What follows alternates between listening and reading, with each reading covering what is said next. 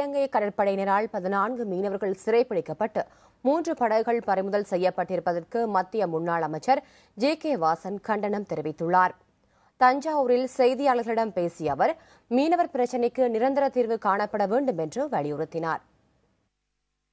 14 மீனவர்களையும் 3 படகுகளையும் இலங்கை கடற்படை கைது செய்து பறிமுதல் செய்திருக்கிறது.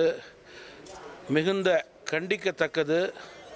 இலங்கை அரசினுடைய நாடகம் தொடர்கிறது, மீனவர் பிரச்சினை தொடர்கிறது என்பதை அவர்கள் உணர்ந்து ஆக்கப்பூர்வமாக செயல்பட்டு இதற்கு ஒரு நிரந்தர முற்றுப்புள்ளி வைக்க வேண்டும்.